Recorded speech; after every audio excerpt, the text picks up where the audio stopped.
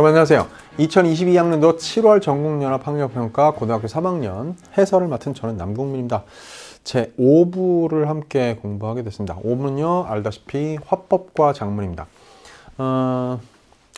화법과 작문을 선택한 학생들은 분명히 어떤 목적과 목표, 이유가 있어서 화작을 선택한 겁니다. 그렇죠? 문법 공부를 하기 싫어서요. 그것도 타당한 이유가 될 수 있습니다. 나름대로 일리가 있는 이유, 합리적인 이유이기도 하죠.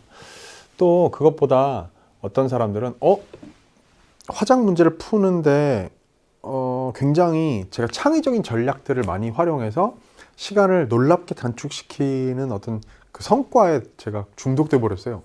좋습니다.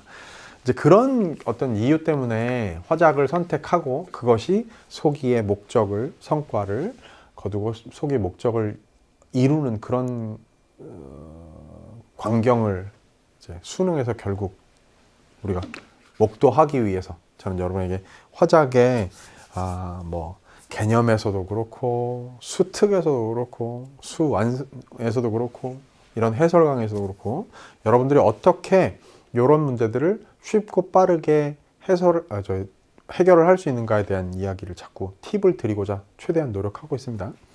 자, 총평에서 제가 얘기했듯이 이번 화작 시험은요, 의외의 복병이 있었어요. 그죠? 그래서 아니 이건 아주 쉽게 세 문제 다 마치고 들어가던 그 첫 번째 세트가 나한테 이렇게 발목을 잡을 줄이야. 이렇게 놀라웠던, 안타까웠던 사람들이 이 중에 꽤 많이 있을 겁니다. 그래서 제가 총평에서 이야기를 안 읽고 문제 풀어도 되는 명확한 그냥 아주 시간 빨리 단축할 수 있는 그런 문제도 전형적으로 출제된 게 있고, 읽어야만 되는 문제, 속여놓은 문제, 숨겨놓은 문제들이 있으니 요것들을 적절히 빨리 풀 수 있는 건 풀고 안 되는 건 해당되는 지점을 반드시 찾아가서 확인해서 푸는 그런 완급 조절 같은 것들을 분명히 할 수 있어야 된다는 얘기를 했는데요. 자, 그런 연습을 우리가 오늘 중점에 두고 공부를 해나가는 시간으로 함께 가보도록 합시다.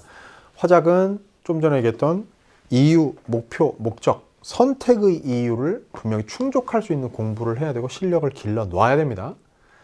깊이 있는 공부를 하지 않아도 최대한 빠른 시간 안에 정답을 골라낼 수 있는 스킬을 익힘으로써 내가 화작 선택의 이유를, 근거를 명확히 내가 확보를 한다라는 생각으로 남아있는 시간 동안 꾸준히 전략적으로 공부하시기를 바랍니다. 그리고 제가 늘 얘기합니다만 그 과정에서 개기일식에서 제가 전략들을 주요 개념들과 함께 제시해 놓은 그 내용들을 반드시 참고를 할 것을 수능 전까지 꼭 안 들은 사람은 들을 것을 강조합니다. 자, 첫 번째 세트 보죠. 35, 37번 세트. 여러분 늘 그렇습니다만 이게 지금 거의 안정적으로 이게 지금 계속 반복되고 있죠. 3개의 세트가 나오고 있어요. 그렇지? 그래서 화법 단독이 처음에 35, 36, 37 3개의 문제 세트가 나왔고요. 그 다음에 38에서 41번 세트로 4문제짜리 화작 융합, 화작 통합이 지금 이번엔 나왔습니다. 그러고 나서 작문에 가서 42에서 45까지 4문제짜리 세트, 작문 단독이 나왔다고. 그래서 화, 통합, 작 이렇게 3개 세트인데 3문제, 4문제, 4문제 이렇게 출제가 되거든요. 그런데 보다 더 익숙한 구성은 뭐죠? 3문제, 5문제, 3문제. 그치? 그래가지고 총 11문제가 되는 화작 통합이 5문제로 출제되는 게 더 많이 여러분들이 경험해 온 세트들이에요. 어쨌거나 세트 3개의 순서, 조합 이런 것들은 문항수에 미묘한 어떤 변화를 주었을 뿐 일반적으로 출제되던 여태까지의 패턴과 그대로 닮아있다. 자, 발표인데요. 35번 문제. 보통 이럴 때 어떻게 하라고요? 요 첫 번째 세트, 화법 단독 세트를 우리가 스피드 그룹 이렇게 불렀죠. 제가 임의로 그렇게 부르죠. 요 빨리 해결해야 돼. 근데 그러다 보니까 자칫 정확하게 확인을 안 하고 넘어가서 틀리면 36번 같은 문제를 틀리게 돼 있어. 자, 봅시다. 35번 문제 우리 어떻게 했죠? 맨 처음에 첫 부분에 여러분 얼마 전 우리 반이 우승한 암산대회를 기억하시죠? 1에서 8까지 곱하라는 문제를 반별로 어쩌죠. 지금 1문단이 굉장히 길어요. 사실은 이거 일반적으로 발표 대본이 제시되는 어떤 보편적인 룰을 어긴 지문이야 사실은. 그죠? 이렇게 제시하는 건 반칙이지. 여태까지 이렇게 안 했는데. 발표할 때 보통 인트로를 짧게 한번 치고 들어가고 본론으로 그 다음에 2문단으로부터 들어가는 게 일반적이잖아요. 아마 수능에서도 그렇게 구성될 가능성이 높습니다. 그런데 여기서는요. 어쨌든 너무 길다 보니까 첫 문단을 무조건 읽고 들어가라는 제 팁이 안 통했을 겁니다. 근데 이제 그건 되게 이례적인 경우고요. 첫 부분에 암산대회 우리 반이 우승했다? 문제가 1부터 8까지 곱하라는 거였다? 뭐 우승이 기쁘고 어쩌고 그런 상황에서 출발한 발표구나 라는 것까지 보고 35번 문제 선지를 먼저 체크하죠 우리가. 그죠? 자, 질문과 대답. 그럼 당연히 청중과 상호작용하지. 뒷부분은 체크 안 해도 돼요. 맞죠? 즉 묻고 답하는 과정이 있는가 라는 겁니다. 보통 질문을 던진다라는 걸로 그치는 선지도 있지만 여기는 대답까지 드러나 있어요. 그러니까 즉 물었어. 그 다음에 청중의 대답을 듣는 것까지가 들어가 있는가. 어떤 질문들은 질문만 던지고 대답을 하는 걸 듣진 않고 그냥 진행되는 경우도 있거든. 자, 요게 등장하는가만 체크하면 되겠고요. 당연히 문답했다면 청중과 상호작용하는 거죠. 당연한 얘기라서 이 뒷부분 체크 안 해도. 2번. 구체적인 수치를 언급한다. 그럼 뭐 청중의 이해를 돕는지는 당연한 얘기니까 뭐 뻔한 거 아닙니까? 구체적인 수치가 등장했다? 그럼 뭐 내용의 신뢰성을 더한다든지 무슨 뭐 다른 뭐 효과로 이어질 수도 있겠지만 이 경우도 너무나 당연한 거라 구체적인 수치를 언급하면 청중의 이해를 돕는데 당연히 도움이 되겠죠. 3번 서리적 질문. 문학에서 나오는 서리법 얘기하는 거네요. 그지? 즉 의문문의 종류로 치자면 언매 스타일로 말하자면 수사 의문문 같은 거죠. 즉 대답을 요구하지 않는 의문문, 서리적 질문을 사용하여 청중의 공감을 유도하고 있다. 자, 서리적 질문을 던지면요. 그 질문이 여러 가지 역할을 할 수 있을 텐데 그 중에서 공감을 유도하는 데 사용됐는지 아닌지에 관한 거는 체크해야 되겠네. 그죠? 왜냐하면 뭐 질문을 던져가지고 뭐 했다 뒤에 효과까지를 반드시 봐라. 여기서는 뭐 청중과 상호작용이니까 너무 당연한 얘기입니다만 그런 얘기를 제가 많이 했어요. 질문 던진다는 체크가 나오면 그것의 효과, 이어진 다른 부분도 체크를 해야 된다. 4번, 관용 표현을 사용한다. 속담이나 뭐 고사성어나 이런 거 얘기하는 거죠. 그걸 사용해서 청중이 보이는 반응에 대응한다. 5번, 경험을 사례로 제시하여 청중의 행동에 나타나는 문제점을 지적하고 있다. 자, 경험을 사례로 제시한다. 그래가지고 청중의 행동에 나타나는 문제점을 지적한다. 오, 약간 특이한 선지가 나온 건데요. 이 35번 문제가 여러분 어려웠던 이유 중에 하나가 뭔지 아세요? 적절하지 않은 걸 고르라는 거예요. 여러분 많은 경우 이 첫 세트를 스피드 그룹으로 출제하면서 그렇죠. 해결할 수 있도록 출제를 하면서 쓰는 방법 중에 하나가 뭐냐면 최근에 요 35번 문제, 즉 화법의 첫 문제가 적절한과 하나 고르게 하는 거예요. 그렇게 되면 사실 아주 쉽게 뭐 하나 확인만 딱 얻어 걸리면 그거 답으로 고르고 나머지는 생각 안 해도 되거든. 그러다 보니까 훨씬 더 쉽게 고를 수 있었는데 답을 빨리 고를 수 있었는데 적절하지 않은 걸 고르라는 얘기는 4개가 적절한 거고 하나만 부적절한 거라는 얘기예요. 맞죠? 그러니까 체크해야 될 것들이 더 많아. 자, 그랬을 때 봅니다. 먼저 체크할 수 있는 것부터 한번 생각해 봅시다. 구체적인 수치 언급했나? 숫자 있는 거 보면 되니까 뭐 87654321도 그렇지만 그 밑에 보면 뭐 56이 어쩌고 4320이 어쩌고 막 이런 게 나오거든. 그러면 이제 요건 됐어. 확인됐네. 빨리 제외. 됐지? 그 다음에 질문과 대답을 통해 청중과 상호작용한다. 질문 대답 있으려면 이게 뭐야? 질문과 대답, 상호작용. 청중과의 상호작용은 뭐로 제시된다? 화법 대본에서 괄호로. 맞지? 그래서 화법 대본에서 괄호를 잘 봐야 되는 이유. 괄호의 대본 안에서의 역할 3가지. 첫 번째, 상호작용. 두 번째, 시청각 매체 활용. 세 번째, 비언어적, 준언어적 표현의 활용. 됐지?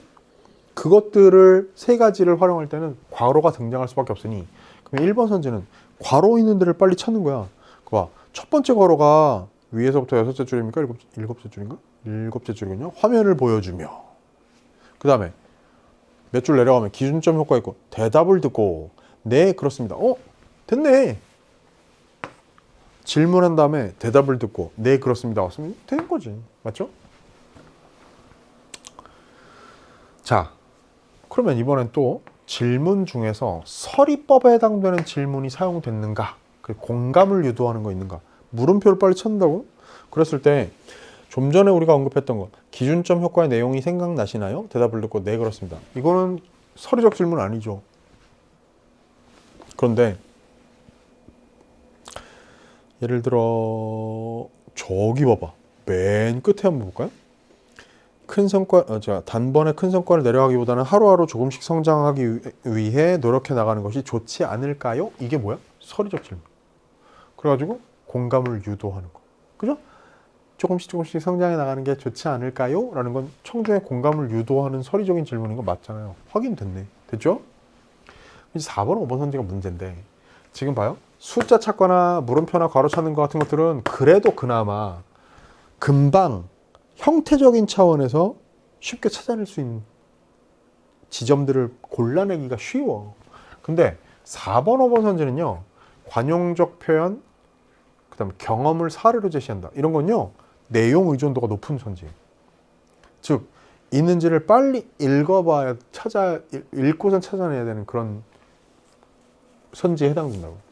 그럼 아마도 4번과 5번 사이에 답이 있을 건데, 한 가지 신락 같은 희망을 갖다 걸 건 있습니다. 뭐냐면 관용 표현이라는 건요, 속담, 고사성어 그러다 보니까 주로 작은 따옴표 같은 걸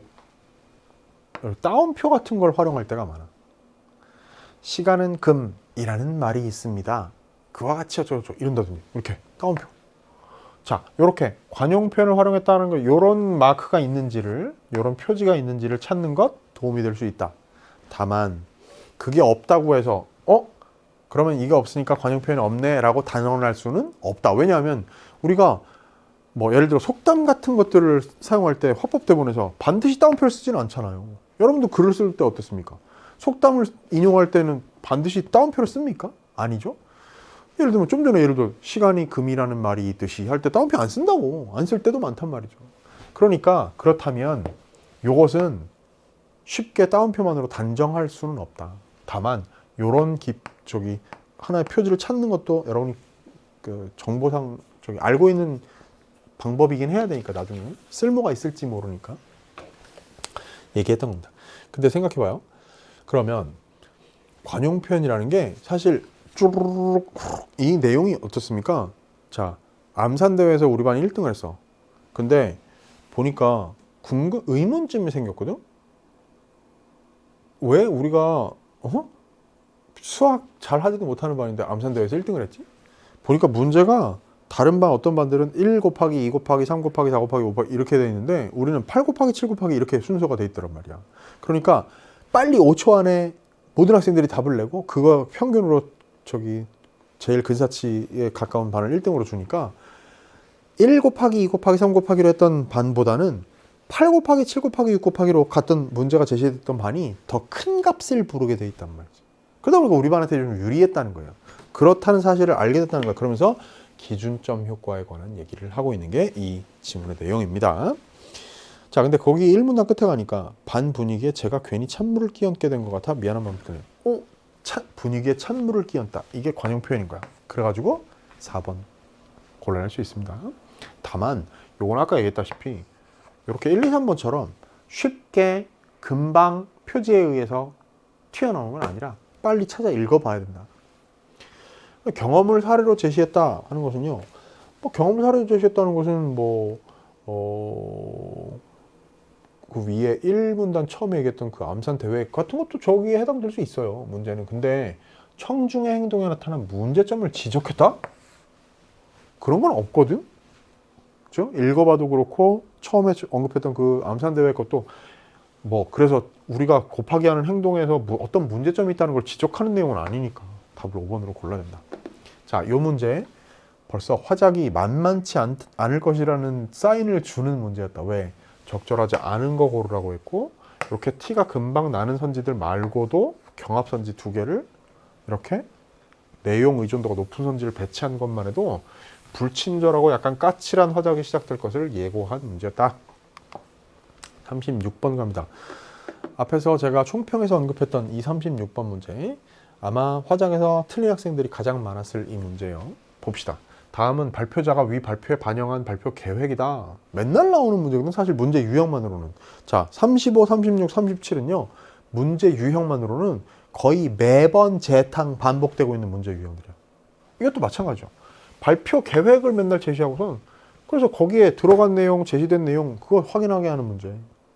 됐지? 맨날 나오는 문제인데 이게 왜 어려웠느냐 생각해 봅시다. 공유하는 경험, 나의 의문, 의문 해소 과정, 의미의 확장 이런 흐름으로 간다 이거야.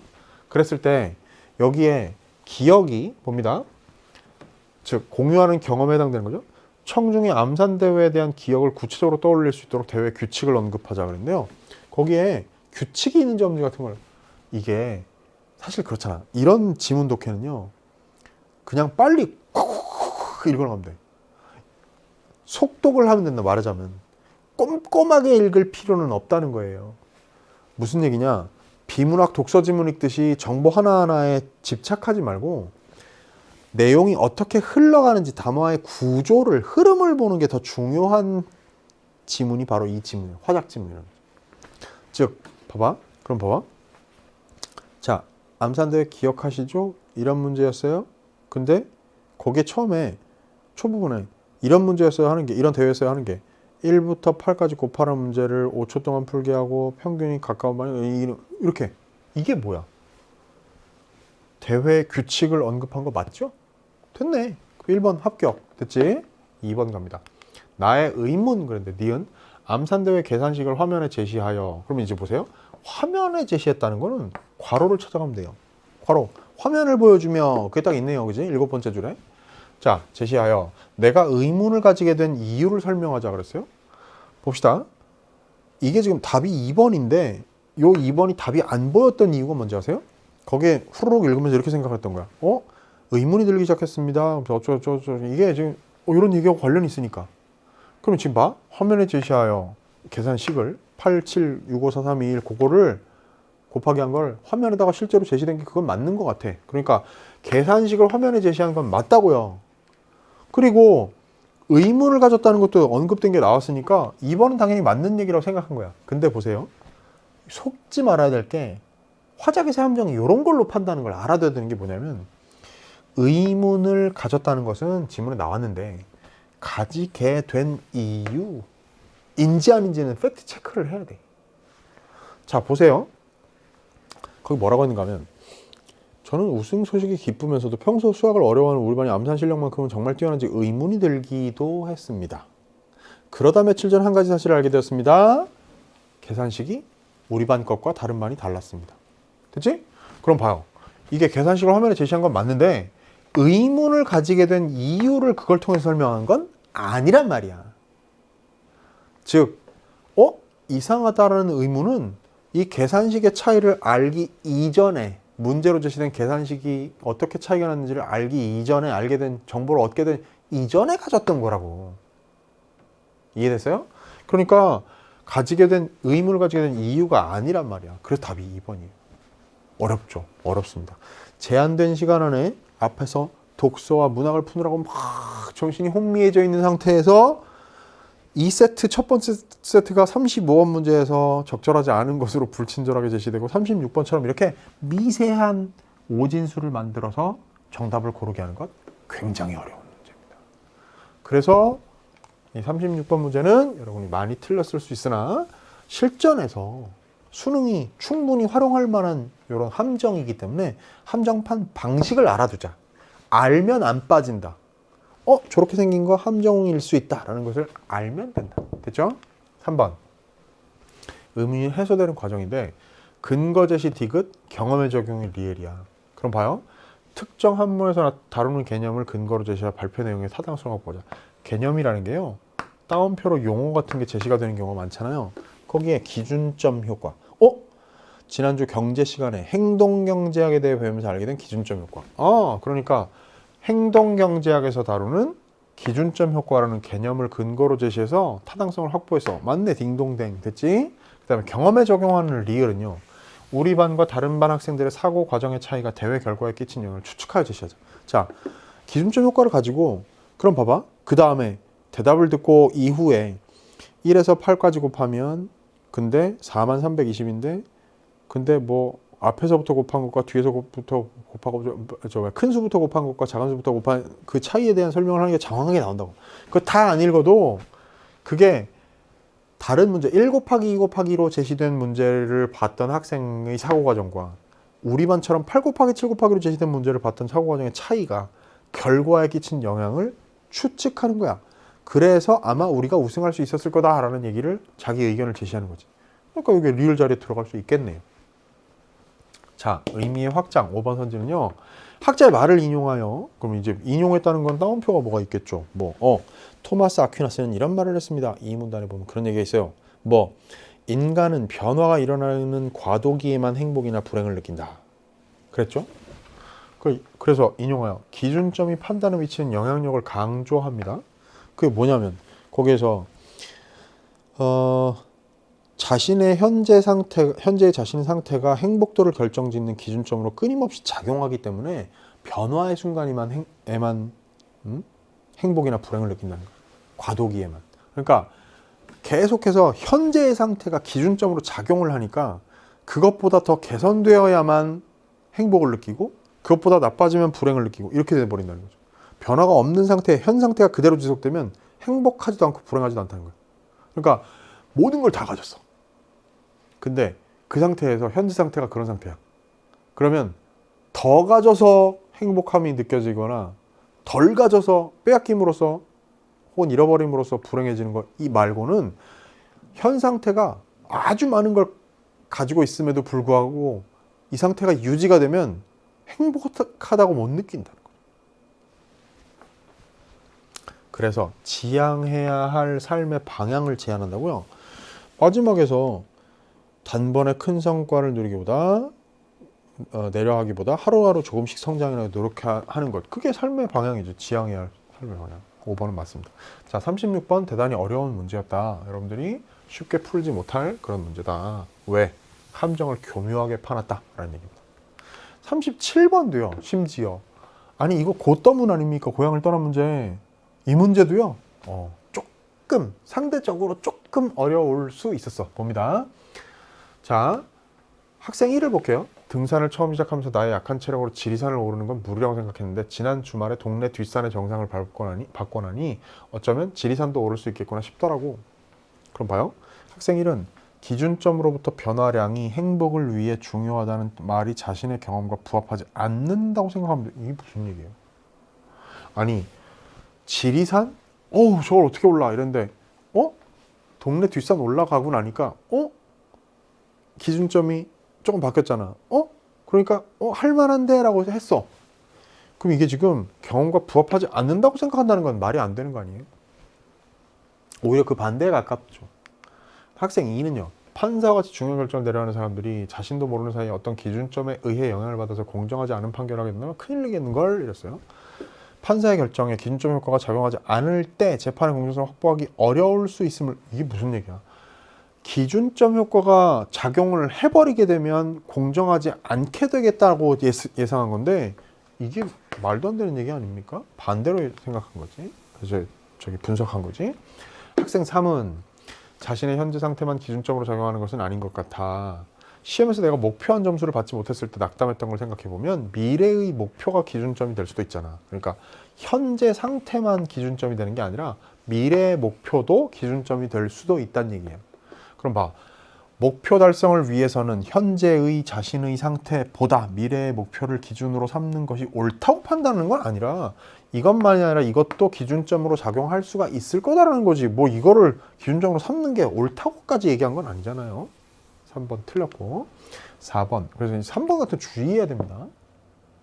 4번. 학생 1은 학생 3과 달리 기준점 효과가 자신이 처한 상황에 대한 인식에 긍정적으로 영향을 끼쳤던 경험을 이거네요. 학생 3은요. 목표한 점수를 받지 못했을 때 낙담했던 경험을 얘기했어. 그러면 이때 기준점이 목표한 점수야. 미래 목표. 근데 그랬을 때 자기가 그걸 받지 못한 현재 상황이 되었을 때 긍정적인 영향이 아니라 부정적인 영향을 끼쳤던 경험을 얘기했고, 이건 뭐야?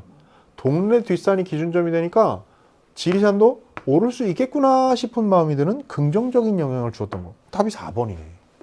됐죠? 좀 약간 뭐라고 해야 될까요? 최근에 우리가 전국 단위 시험에서 만났던 고향을 떠난 문제 중에서 이 자리에 오는 화법 단독 문제 중에 마지막 문제인 이 듣기 활동의 방식의 적절성 평가 분석 문제 중에 제일 복잡한 정답지에 속합니다. 꽤 어려운 문제죠. 그러니까 이 세트가요 굉장히 빡빡한 세트예요. 나머지 뒤에 나오는 두 세트보다 이 세트가 제일 어려웠어요. 여러분도 그랬을걸요. 자, 5번 학생 3은 학생 2와 달리 기준점이 자신도 모르는 사이에 자신의 선택과 판단을 결정한다는 사실을 비판하며 들었다. 자, 학생 3은요. 학생 2와 달리 기준점이 자신도 모르는 사이에 자신의 선택과 판단을 결정한다고? 이게 지금 자신도 모르는 사이에 자신의 선택과 판단을 결정한다는 거하고 무슨 얘기예요? 이게 지금 학생 3의 얘기가 그거하고 관련이 있습니까? 그리고 그걸 또 심지어 비판하며 들었나요? 무관한 얘기, 말도 안 되는 얘기고요. 37번 답은 4번으로 골라야 되겠다. 됐나요? 자, 두 번째 세트 화작 통합으로 가겠습니다. 38에서 41번이에요. 근데 이거는 지금 보세요. 세트문들 보면 가는 역사 동아리 학생과 문화재 연구사와의 인터뷰. 이게 화법, 가가 인터뷰예요. 면담인 거지 뭐, 그지? 그다음에 나는요. 인터뷰를 한 학생 교지에 소개하기 위해 작성한 초고라 그랬는데, 뭐 이게 이게 어디에다가 교지에다가 쓰는 글이라고. 이게 지금 나 글이, 이게 장문이라고, 맞죠? 이게 뭐라고? 화법이라고. 그러니까 화작 통합이 이렇게 지문으로 제시된 겁니다. 사실 요 나글은요, 설명문에 가깝다고 봐야죠. 어떤 정보를 전달하는 겁니다. 미륵사지 석탑의 문화재 복원에 관해서 설명하고 있는 정보를 담고 있는 글입니다. 물론 마지막에 관심을 가져줄 것을 촉구하는 내용이 있기는 합니다만, 뭐 그건 극히 일부분이고, 정보를 전달하는 걸 주요 특징으로 하는, 핵심으로 하는 그런 설명문에 가까운 정보 전달의 기사문 같은 거예요. 그런데 자, 그랬을 때 38번 문제를 봅니다. 이게 지금 화작 통합인데 네 문제가 나왔다 그랬어. 그러면 38번 문제는 기억과 니은 문제. 화법 문제죠? 뭐뭐 하는 발화이다, 뭐뭐 하는 발화이다 하니까. 39번은 뭐예요? 인터뷰를 진행하기 위해서 학생이 작성한 계획이야. 반영되지 않은 거. 화법 문제네요? 40번 문제는 어때? 40번?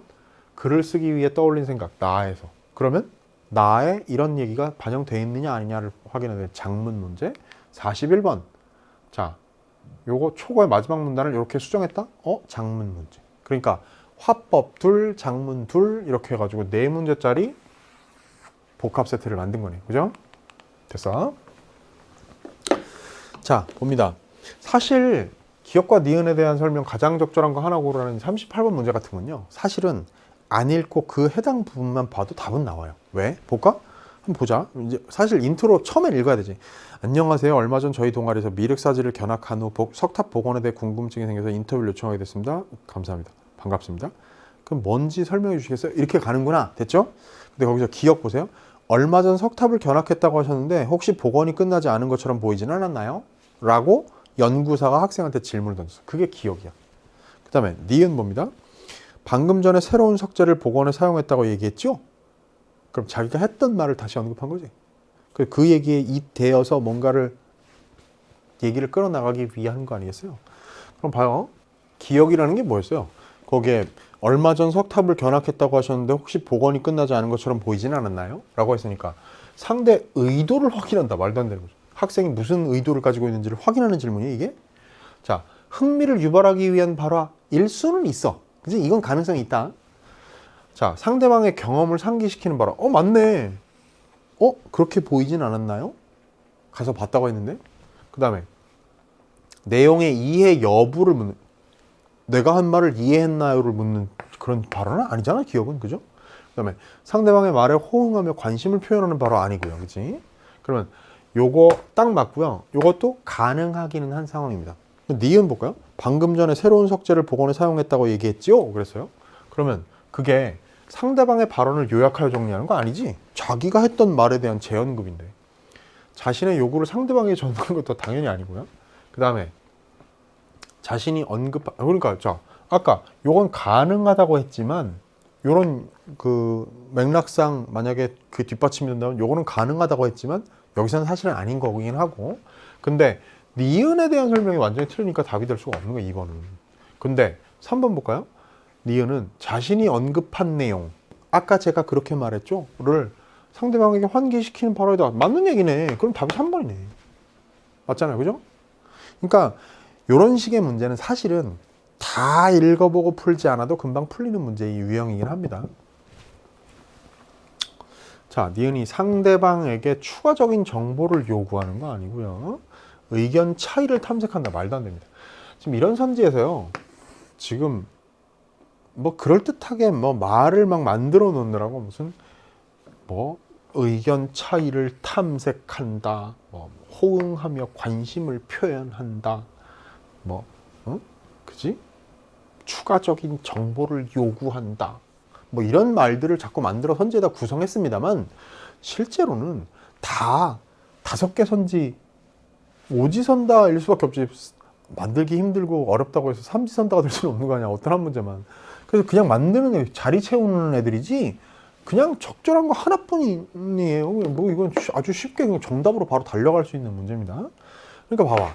앞 세트가 원래는 평소에 훨씬 더 쉬운 세트인데 여기 주의력 그룹이라고 제가 얘기했던 거 오히려 심지어 38번 문제처럼 안 읽고 문제 풀 수 있는 게 그냥 그 해당 문장만 읽어도 풀리는 게 있단 말이에요. 39번 볼까요? 다음은 가의 인터뷰를 진행하기 위해 학생이 작성한 계획이에요. 반영되지 않은 걸 고르랍니다. 그럼 보자. 제가 이런 화작에서 문제를 볼 때마다 제가 강조하는 게 있습니다. 알아두어야 하는 팁이라고. 뭐 1, 2, 3, 4, 5 기억력 늘리면 뭐 이런 게 제시됐을 때 이걸 한번 보라는 거예요. 그죠? 길이 순으로 1, 2, 3, 4, 5가 제시된 게 아니라는 점을 봐두라는 얘기죠. 그런 걸 보는 사람, 그게 눈에 보이는 사람과 안 보이는 사람은 차이가 큽니다. 제가 여러 차례 얘기합니다만. 그러니까 이게 지금 길이 순으로 놓인 게 아니라는 사실. 1번이 2번보다 훨씬 더 길고 3번이 4번보다 더 길다. 이런 사실을 보면 이 순서가 그럼 뭐라는 거지? 정보의 제시 순서. 그러면 학생이 한 말 중에 자 봅니다. 견학하면서 생긴 의문이 동기임을 밝히면서 인터뷰를 시작한대. 더군다나. 그리고 마지막에 마무리한 데가 5번 선지야. 그러니까 이게 지금 요것만 봐도 흐름으로 간단 말이지. 그럼 어떻게 하라고? 보세요. 가에서 문제 나올 거는 지금 38번 안 읽고 풀었고 39번 봅니다. 첫 바라보세요. 아까 봤지만 저희 동아리에서 미륵사지를 견학한 후 석탑 복원에 대해 궁금증이 생겨서 인터뷰를 요청하게 됐습니다. 딩동댕. 확인됐네. 1번 맞나? 좋았어. 그 다음에 다음 학생의 질문. 먼저 문화재 복원이란 무엇인지 설명해 주시겠어요? 개념을 설명해 달라고 해서 딩동댕. 확인됐네. 자, 그 다음 바로 와. 그 다음 학생이 뭐라고 하죠? 맞아요. 사실 저는 아직 복원이 진행 중인 줄 알았어요. 왜 이런 모습으로 복원된 건가요?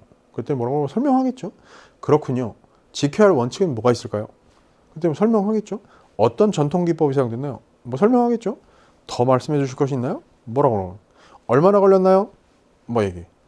마지막으로 한 말씀 이렇게 간단 말이야. 그럼 봐요. 복원한 이유를 설명해 달라고? 왜 미륵사지 석탑을 복원했나요? 라는 건 없어. 답이 3번이에요. 복원 기간 얘기 나왔죠. 얼마나 걸렸나요가 있으니까.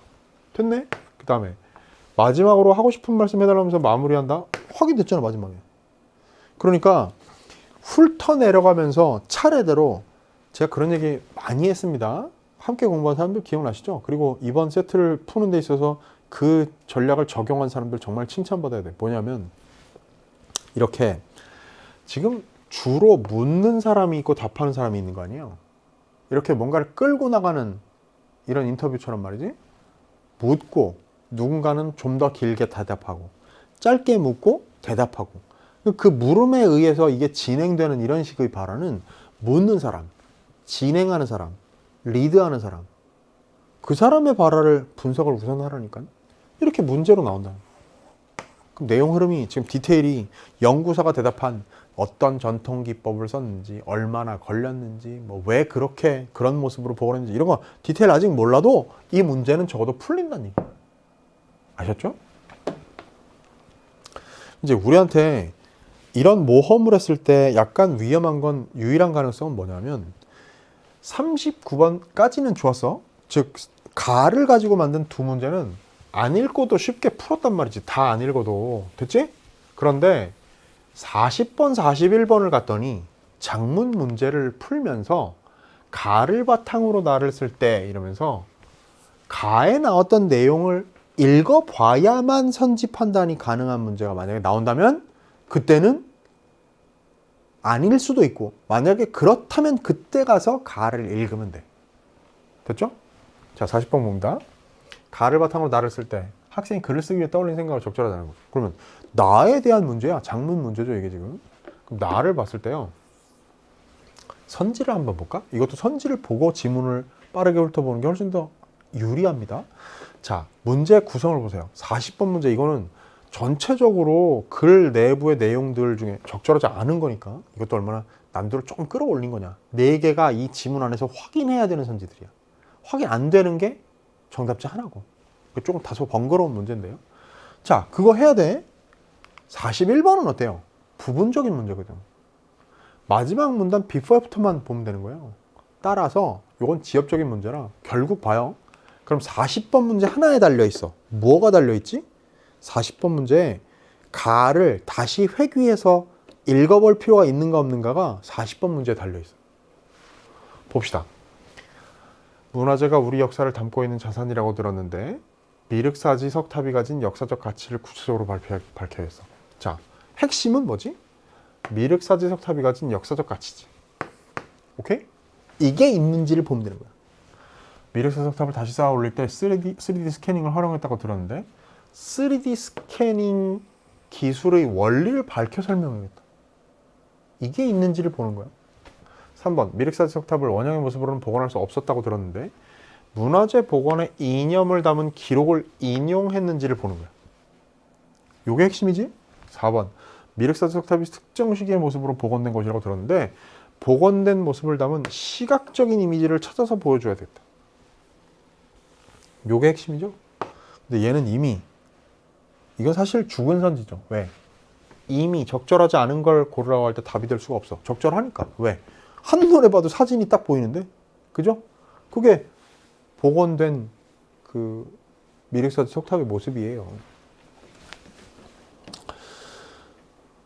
자, 근데 이게 그래서 4번 선지는 그냥 읽으면서 바로 그냥 끝났고 판단이 5번 훼손된 기존 석재를 보강할 재료로 새로운 석재를 찾았다고 들었는데 미륵사지 석탑에 사용된 새로운 석재의 산출지를 밝혀야겠다.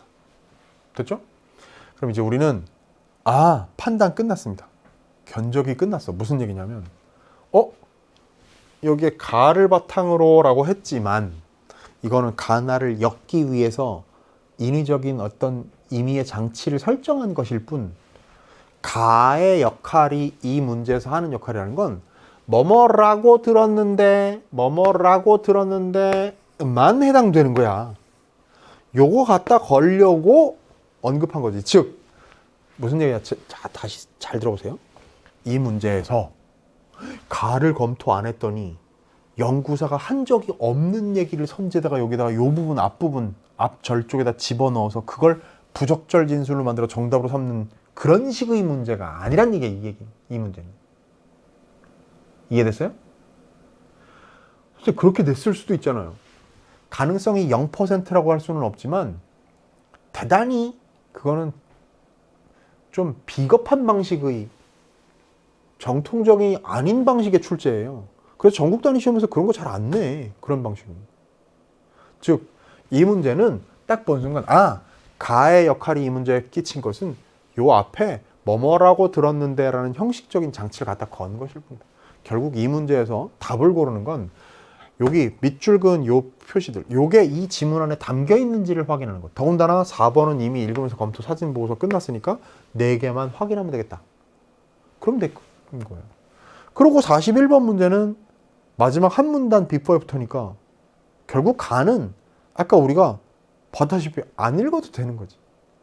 연구사가 한 설명의 내용들이 굳이 이 세트를 해결하는 데는 필요하지 않다는 거야. 근데 제가 강의 준비하면서 쭉 다 읽었거든요. 유익한 내용 많아요. 그래서 여러분 나중에 시간 될 때 읽어보세요. 이런 거, 이거 그런 게 있구나. 괜찮으면 좋습니다. 그래서 뭐라 그래요? 제가 항상 이거 만드느라고 출제하신 선생님이 이 문화재 복원 기술에 대해서 얼마나 많은 자료를 찾아보고 참고하고 다듬느라고 고생하셨겠어요. 죄송합니다. 안 읽었습니다. 근데 문제는 다 맞았습니다. 나중에 시간 내서 꼭 유익한 내용 읽어볼게요. 이런 마음으로 공부를 해야 된다고. 그죠? 자, 봅니다. 이거 지금 체크했죠? 자, 문단 단위 빠르게 스캔. 1문단. 20년에 걸쳐 복원된 문화재가 있다는 거 아시나요? 익산 미래사 석탑, 왼쪽에 사진이 있고 역사적 가치가. 자, 목탑에서 석탑으로 변화되어가는 양식을 대표하는 탑으로서 역사적 가치가 있습니다. 그렇다면 1번 확인. 땡. 좋았어. 확인됐네. 그 다음에 2문단 갑니다. 문화재 복원의 국제적 이념을 담은 베니스 현장에는 추측이 시작되는 순간 복원이 중지되어야 한다 라고 기록되어 있어. 3번. 됐네. 확인. 좋았어. 그럼 지금 이제 2번과 5번만 살아남아 있다. 맞죠? 그 다음 갑니다. 3문단 가죠. 자, 그래서 원형 알 수 없었던 미래사석 현장에 따라 이 현장에 따라 복원했기 때문에 불완전해 보이는 거야. 사전에 보다시. 그지? 완전한 모양은 아니잖아요. 3문단 갑니다. 복원 원칙을 지키기 위해 여러 가지 방법을 활용했어. 그래가지고 무슨 전통 기법 사용했고 3D 스캐닝 기술. 그런데 3D 스캐닝 기술 딱 보니까 뭐야?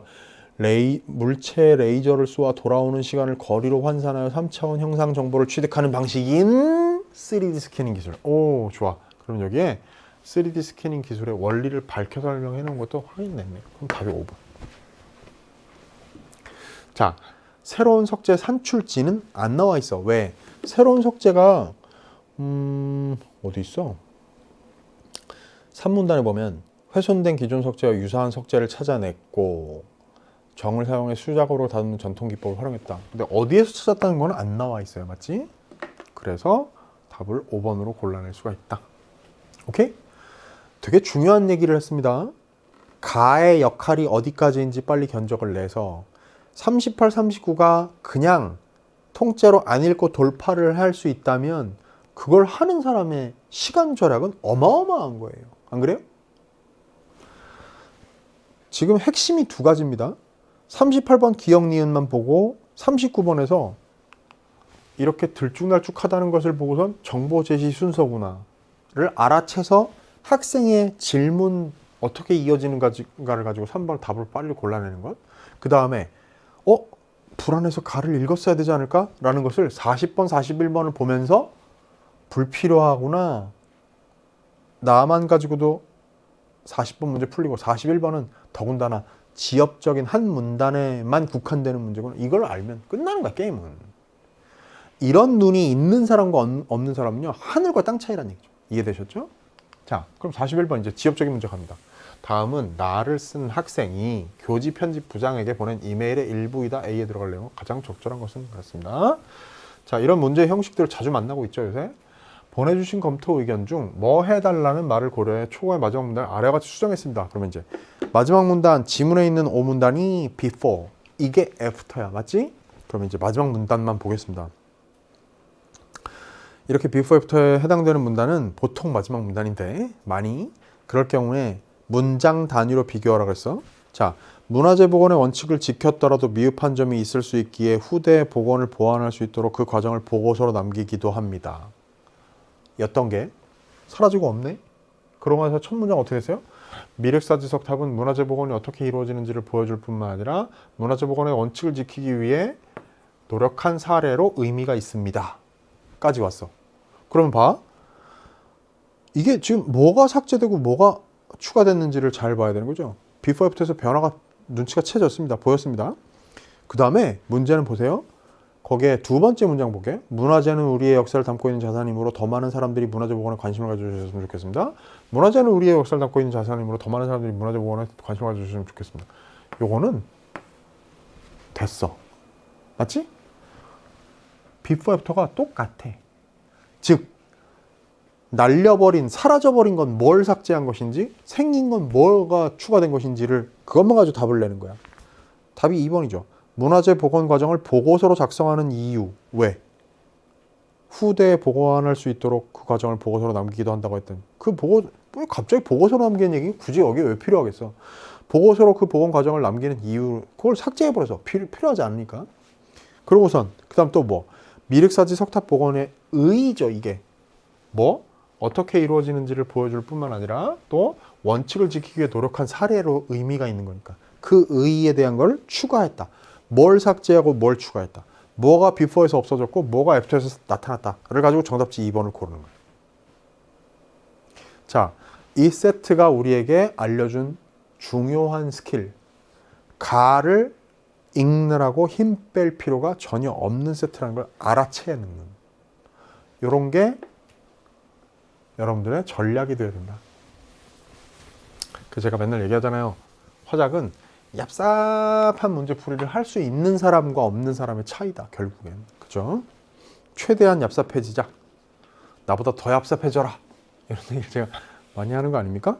그리고 제 해설 강의를 들으면서 선생님 진짜 얍삽하시다. 이렇게 생각해도 좋다 이거야. 그죠? 나도 얍삽해져야지. 이렇게 생각하라는 얘기지. 물론 얍삽하다라는 말은 사전 찾아보면 속된 말이긴 합니다. 자, 42에서 45번 세트 마지막 장문 세트인데 4문제짜리로 출제가 됐죠. 앞에 맨 앞 세트 화법 단독이 4문제로 나올 수도 있어요. 그래서 4, 4, 3으로 출제될 가능성도 있지요. 그런데 그것보다는 이렇게 3, 4, 4로 장문 세트에서 4문제로 출제될 가능성이 화법 단독 세트가 4문제로 출제될 가능성보다는 상대적으로 좀 더 높습니다. 왜냐하면 물론 이번 화법 단독은 조금 까다롭게 출제하긴 했습니다만 일반적으로 출제를 해보면 장문에서 문제를 좀 난도를 끌어올리기가 더 쉽고 문제 낼 것들이 더 많아요. 더구나 지금 여기에서 보면 이 세트처럼 말이죠. 42, 45가 가와 나로 구성돼 있어. 장문을 문종을 2개를 줬다고. 이런 것도 왕왕 시도가 되는 방법이거든. 이렇게 되면 4문제 만들기가 편해지는 거예요. 아시겠죠? 자, 그럼 보자. 42, 45가 가는 환경 동아리 학생이 작성한 조사 보고서예요. 됐지? 자, 봐. 가는 조사 보고서다. 그다음에 나는요. 보세요. 나는 가를 쓴 학생이 학교 누리집에 작성한 글이에요. 그럼 학교 누리집, 학교 홈페이지지. 누리집에 썼는데 그 글의 종류가 뭔지를 보면 자, 맨 끝에만 봐도 방안을 찾아 이를 실천에 옮겨야 한다 거든. 그럼 이게 뭐냐면 설득을 목적으로 하는, 쉽게 얘기하면 논설문이에요. 오케이? 제가 이 얘기를 왜 하느냐. 가는 조사 보고서예요. 나는 논설문이고요. 문종을 파악하면 42번 문제는 바로 풀립니다. 이게 바로 뭐라고? 제가 총평에서 얘기했던 근거를 반드시 확인해야 하는 문제와 안 읽어도 풀리는 문제. 그럼 봐요. 근거를 확인해야 하는 문제라는 것이 앞 세트에서 화법 단독에서 봤던 예를 들면 36번 문제 같은 거 확인해야죠. 이유에 해당되는지 아닌지가 맥락에서 봐야 되는 거야. 근데 38번이나 요런 42번이나 이런 것들은요. 굳이 다 읽을 필요가 없는 거야. 이것도 어때? 조사 보고서는 있는 사실 그대로를 정보를 전달하는 게 목적인 글이고 말하자면 논설문은 주장을 담고 있는 설득을 목적으로 하는 글이잖아. 그럼 봅니다. 1번 가장 적절한 거 하나 고르래. 1번 가는 탐구한 내용을 바탕으로 정보를 전달하고 있고 나는 탐구한 결과를 바탕으로 독자를 설득하고 있다. 답이 나왔잖아 바로. 1번이에요 답이. 나머지 볼 필요도 없어요. 이게 뭐다? 결국엔 개념을 공부하잖아? 그럼 여러분 제 계기일식에서 장문도 정보 전달을 목적으로 한 문종, 주요 문종, 교과서에서 다루게 되어 있는 교육 과정에서 제시한 문종들에 대해서 핵심 개념 전달 요약 정리해 놨습니다. 설득 목적으로 하는 장문의 종류의 문종에 대해서도 핵심 문종들 지문에서 교과서에서 교육 과정에서 다룬 것들 요약 정리해 놨습니다. 거기에 보면 이 조사 보고서가 정보를 전달하는 것. 더군다나 조사 보고서니까 탐구한 내용이지. 그 다음에 논설문이라는 건 설득을 목적으로 하는 것. 이 기본만 딱 잡아도요. 답이 1번으로 그냥 보이는 거예요. 자, 42번 문제를 풀기 위해서 이걸 다 읽었어? 시간 괜히 쓴 거야. 그걸 아셔야 돼요. 그걸 아는 사람과 모르는 사람은 하늘과 땅 차이다. 또 한 번 얘기합니다. 43번 갑니다. 다음은 가를 작성하기 전에 학생이 참고한 내용이다. 기억 미음을 고려하여 가를 분석한 적절하지 않은 것 그렇습니다. 자, 지금 우리가 여러분 유의하셔야 되는 게 뭐냐면 제가 지금 일단 가, 나를 무턱대고 읽는 걸 안 했습니다. 현재까지 실시간으로 따라오고 계시죠? 현재까지 가, 나를 안 읽었어요. 그리고 한 문제는 이미 해결했다. 이제 세 문제 남았어. 그럼 이제 가 단독 문제인데 이렇게 기억, 니은, 디귿, 리을, 미음을 줬다고 요걸 기반으로 해서 분석하래. 그럼 봅시다. 아직 안 읽은 상태에서 보고서를 쓰기 위해 조사를 할 때는 조사할 내용에 따라 적절한 조사 방법을 선택해야 한다. 조사 방법 보세요. 거기 15쪽 시험지의 맨 위에 쪽에 보면 오른쪽 우단의 맨 왼쪽 조사의 방법 및 내용 그런데 조사의 방법 설문조사, 문헌조사. 자, 내용에 따라 적절한 조사 방법을 선택해야 한다. 1번 선지 봅니다. 기억에 따라 다회용품 사용 이유와 실태를 파악할 수 있도록 설문조사의 방법을 선택하였다. 자, 밑에 보니까 사용 이유, 사용 실태 조사의 결과로 등장했잖아요. 그리고 몇 퍼센트가 뭐라고 대답했다. 그 설문조사를 선택. 1번 선지 맞았네. 됐지? 굳이 뭐 안 읽어도 맞지? 그 다음에 2번 선지 갑니다. 보고서 작성할 때는 조사의 동기나 목적을 제시해야 한다. 2번 선지 볼게요. 니은에 따라 일회용품 사용이 환경에 미치는 영향을 언급하고 다회용품 사용의 필요성에 대해 알아보자 한다는 내용을 제시하였다. 이 니은에 따라서 2번 선지가 맞는지 아닌지를 확인하려면 뭘 봐야 돼? 조사의 목적을 제시한 부분을 봐야 돼. 즉, 거기 동기나 목적 했네. 15쪽에 가에서 처음 시작 1번 항목 조사의 동기 및 목적 있잖아. 그것만 찾아보는 거야. 최근 들어 일상생활에서 환경보호를 실천하자는 인식이 확산되면서 일회용품 대신에 여러 번 재사용이 가능한 다회용품을 쓰는 사람이 늘어나고 있다. 그래서 다회용품을 쓰는 것이 실제로 환경보호에 긍정적인 영향을 주는지 조사해보고자 한다가 끝이에요. 그럼 여기에 어디 일회용품 사용이 환경에 미치는 영향이 언급되어 있으며 어디 다회용품 사용의 필요성이 어디에 여기 동기와 목적이 어디 제시돼 있어? 답을 2번으로 찾을 수가 있다니까? 그럼 끝났어. 됐죠? 어려울 거 없는데요?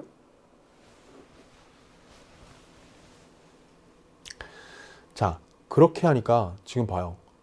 가와 나의 구성 중에서 42번은 가, 나 읽어보지도 않고 풀었고요. 43번 가 단독입니다.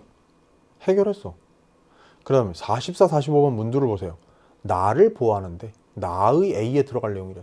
그러면 가는 이제 소용이 다 된 거야. 끝났다고. 그럼 봐요. 가 그 긴 1번, 2번, 3번, 4번 항목 결론까지 이르는 그 긴 가의 지문을 다 읽을 필요가 전혀 없었단 말이야. 이런 걸 알고 요리를 하는 사람, 그 사람이 출제자 머리 꼭대기에 앉아있는 사람이에요.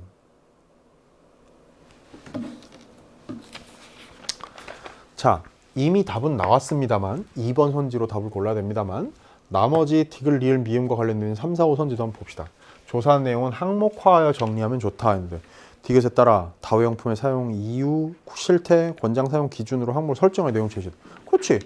그건 제목만 보면 되는 거잖아. 사용 이유, 사용 실태, 권장 사용 기준. 있네. 실제로 1, 2, 3번으로 돼 있네요. 자, 요거의 1, 2, 3으로 제시돼 있잖아. 확인했어요. 좋았어. 넘어가고. 그 다음에 작성할 땐 이유나 근거를 제시해 논리적으로 작성해야 하며 쓰기 윤리도 유의해야 한다.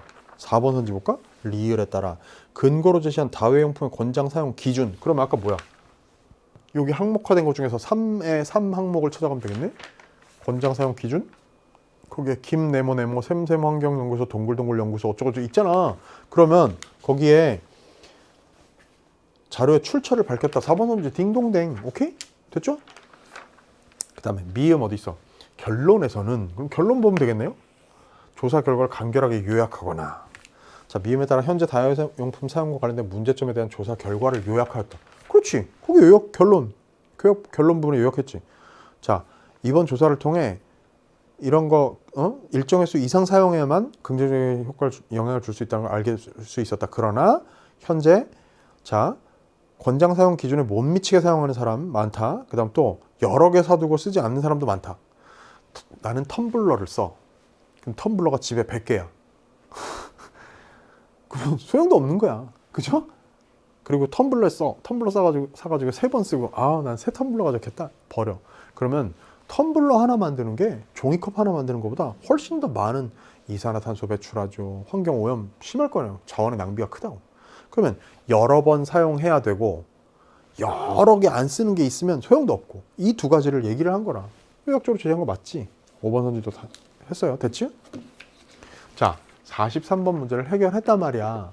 그럼 이제 44번 문제로 가는 거죠. 이제 뭐라고? 나를 보완한대요. 그러면 봐봐. 가글로 낸 문제는 해결이 돼버렸어. 그 긴 거 굳이 읽을 필요 없어. 부분으로 읽긴 읽었죠. 검토하긴 했어요. 근데 예를 들면 조사 동기와 목적 봐서 선지의 1번이 맞는지를 2번 선지군요. 2번 선지를 검토했고요. 그 다음에 결론 부분을 보면서 5번 선지를 확인했고요. 맞지? 그러니까 그런 부분 또 뭐 리을에 따라 4번 선지 확인하려고 출처 밝힌 게 있는지를 확인하고 있었지. 부분 검토를 한 부분은 있지만 통으로 다 읽을 필요 전혀 없어. 됐지? 그리고 뭐 특히나 몇 퍼센트가 뭐 음료 용기가 몇 퍼센트, 장바구니 몇 퍼센트 이런 건요. 굳이 안 봐도 되는 세트야. 나중에 시간 날 때 보세요. 유익해 재미있어. 얼마나 재미인지 몰라요. 보세요. 그리고 이제 우리한테 사실은 교육적으로 의미도 있는 내용들이긴 하죠. 자, 그런데 실전 상황에서 문제를 푸는 상황으로 들어가면 불필요한 정보와 장치에 시간을 빼앗기지 말라. 이게 제가 여러분에게 드리는 중요 주문입니다. 그럼 이제 나로 넘어왔어. 이번엔 나를 보완하기 위해 추가로 수집한 자료래요. 활용 방안이야. 이게 작문 문제에서 제일 큰 덩치, 볼륨이 큰 자료 활용 방안의 적절성 평가 문제 아니겠습니까? 자, 기억 통계 자료인데요. 온실가스 배출량이에요. 그래가지고 텀블러, 종이컵 해보면 종이컵보다 텀블러 훨씬 높아. 중간에 여기를 끊어서 제시할 만큼 26대 645야. 너무 차이가 크니까 이걸 중간에 끊었어요. 그 다음에 폐기 단계는 어때요? 종이컵 2, 텀블러 25. 아니 이거 뭐 엄청난 차이인데? 그럼 봐요. 음료 용기별 온실가스 배출량 비교의 표의 기억이야. 그러면 1번 선지 봅니다. 기억을 활용하여 다회용품이 일회용품보다 폐기되는 단계에서도 더 많은 온실가스를 배출한다는 내용을 추가한다. 됐네. 폐기 단계에서 일회용품보다 다회용품이 더 많은 온실가스 배출을 한다는 걸 이걸로 제시할 수 있겠네. 딩동댕. 그 다음에 니은 가볼까요? 신문기사 자료인데요. 최근 많은 나라들이 일회용품 사용 줄이기에 노력을 하고 있어요. 미국, 프랑스, 독일, 일본. 됐어. 그러면 2번 선지 니은을 활용하여 세계 여러 나라에서 일회용품 사용을 줄이고자 노력하고 있다는 내용을 뒷받침한 사례. 됐죠? 이걸로 그런 얘기 할 수 있을 거 아닙니까? 디귿갑니다. 전문가 인터뷰 자료.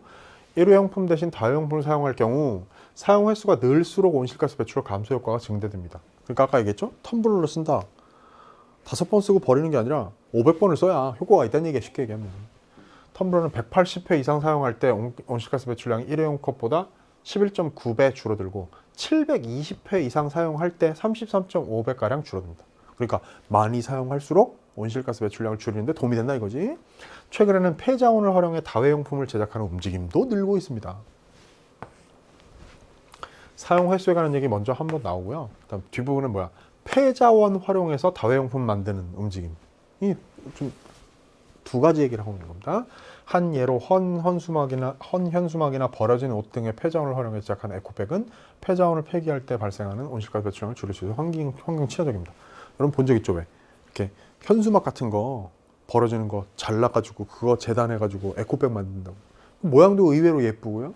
그거 어차피 버려지는 건데 이렇게 환경 보호에 도움이 되죠. 자, 이런 두 가지 얘기를 하고 있어요. 그러면 3번 선진보다 디귿을 활용하여 다회용품 사용 횟수와 온실가스 배출량 감소 효과의 관계를 구체적인 수치로 여기 있잖아. 됐지? 이 앞부분. 그 다음에 4번 디귿을 활용하여 폐기 단계에서 온실가스를 배출하게 되는 폐자원으로 다회용품을 만드는 것이 환경보호에 도움이 될 수 있다는 내용을 추가한다. 자, 3번 선지, 4번 선지 두 개를 만들려고 일부러 전문가가 이런 이질적인 연관은 있지만 서로 별개의 두 가지 얘기를 한꺼번에 한 거야. 됐죠?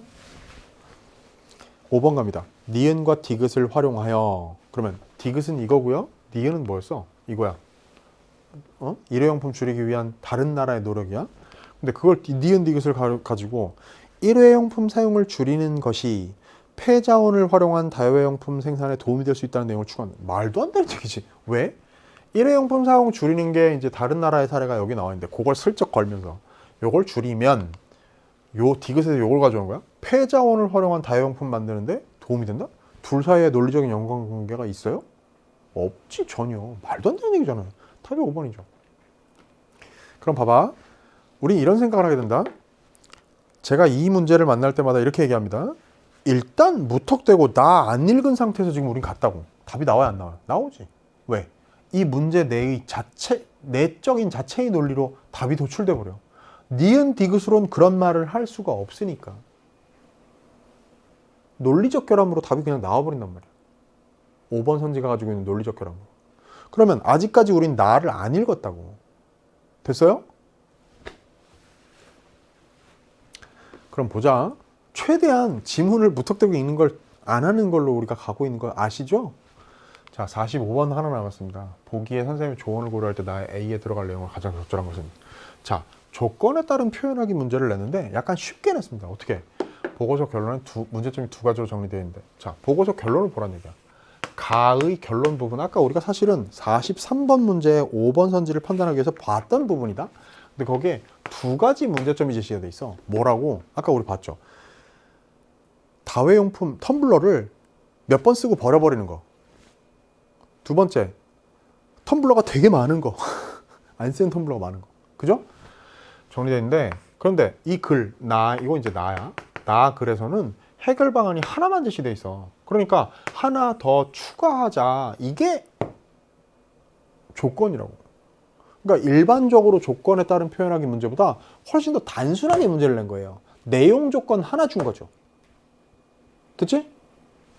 그러면 답 쉽게 고르지 뭐. 이거 여러분 의외로 틀린 사람이 많은 문제인데, 이 문제가 틀린 이유 중에 중요한 이유는 뭐냐면 이게 맨 끝 문제라 시간이 쫓겼어.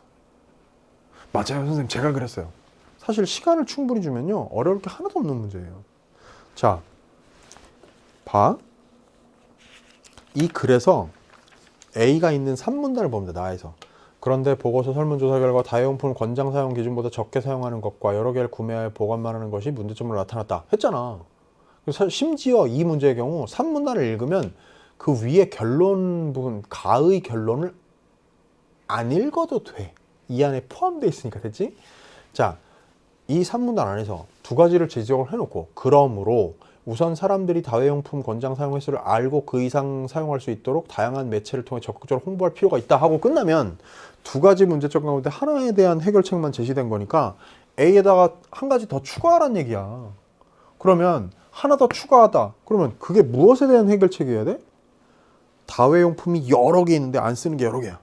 그 문제 해결할 방법을 답으로 집어넣으면 되는 거 아니에요. 답이, 자, 하나하나 읽어볼까요? 1번. 또한 폐기되어 사용하지 못하는 다양한 제품을 재활용하여 다회용품 제작하는 법. 이게 지금 그거랑 무슨 상관이 있어? 2번. 또한 다회용품을 제작할 때 온실가스를 배출하는 재료를 사용하지 못하도록 규제하는 법. 이게 무슨 상관이야? 안 쓰는 다회용품이 여러 개인 문제를 해결하는 거하고 상관없는 얘기들이잖아. 지금 1, 2번은. 3번 어때요? 또한 생산 과정에서 온실가스를 많이 배출하는 다회용품 대신 일회용품을 효율적으로 사용. 이게 뭐니? 갑자기 왜 또 일회용품을 효율적으로 사용하지? 4번. 또한 사람들이 다회용품 권장 사용 기준보다 적게 사용하는 이유가 다회용품 권장 사용 횟수를 모르기 때문에 알게. 요거는 앞에서 서술한, 그래서 권장 사용 횟수를 널리 알리자는 해결책에 이미 나와 있는 걸 또 한 번 얘기하는 거야. 말도 안 되는 답이 되겠죠. 5번 볼까? 또한 자신에게 필요하지 않은 다회용품은 다른 사람과 나누거나 재판매하여 사용하지 않는 다용품이 사용될 수 있도록 만들어야 된다. 답 나왔지. 너무나 허무하게. 정답 답은 5번이지. 문제점 2개. 해결 방안 안 나와 있던 거. 안 쓰고 있는 다회용품 나누거나 판매하자. 답이 5번이죠. 됐나요? 그럼 봐봐요. 우리가 지금 나 글도 통째로 다 읽을 필요도 없이 문제가 막 해결이 됐어. 여러분 이거요. 그럼 이제 이렇게 생각해야 돼. 결론을 내려볼까? 앞세트 화법 단독에 다소 까다로운 함정 파는 게 포진해 있었던 건 사실이야. 그러나 나머지 전체 두 번째 세트, 세 번째 세트는 특히 문제를 다 읽어보지 지문을 다 읽어보지 않고도 풀리는 문제들이 허다해요 지금. 이해됐습니까? 이런 걸 보는 사람과 못 보는 사람의 눈은 하늘과 땅 차이예요. 그야말로.